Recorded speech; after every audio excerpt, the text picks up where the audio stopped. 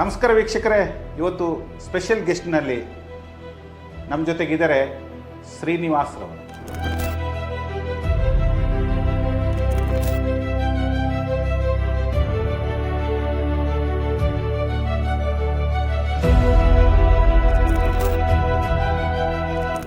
ನಾನು ಕಂಡ ಭ್ರಷ್ಟಾಚಾರ ರಹಿತವಾಗಿ ಆಡಳಿತ ಮಾಡಿದ ವಿರಳ ಅಧಿಕಾರಿಗಳಲ್ಲಿ ಶ್ರೀನಿವಾಸ್ ಸರ್ ಅವರು ಒಬ್ಬರು ಅಂತ ಒಂದು ಕುತೂಹಲಕ್ಕೆ ಸಂಸಾರದಲ್ಲಿ ವಾಸ್ತವನ ಹೇಳ್ಬಿಡ್ತೀನಿ. ಆ್ಯಕ್ಚುಲಿ ನಾವು ಸುಖಿ ಸಂಸಾರನೇ, ಆದರೆ ನಮ್ಮ ಮನೆಯವರು ಹೇಳ್ತಾರೆ, ಮನೆ ಯಾವ ಥರ ಏನೋ ವಿಷಯಗಳು ಬಂದಾಗ, ಫ್ರೆಂಡ್ಸ್ ಎಲ್ಲ ಬಂದಾಗ, ನಮ್ಮ ಮನೆಯವರು ಊರಿಗೆ ಉಪಕಾರಿ ಮನೆಗೆ ಮಾರಿ ಅಂತ.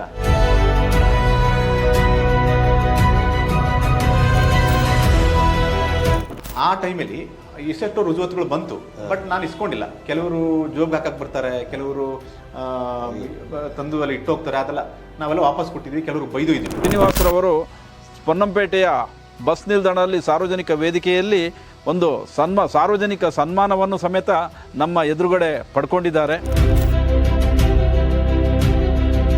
ಅವಧಿಯಲ್ಲೇ ನಮಗೆ 2 ಬಾರಿ ಗಾಂಧಿ ಕ್ರಮ ಪುರಸ್ಕಾರವೂ ಸಮೇತ ಸಿಕ್ಕಿದೆ.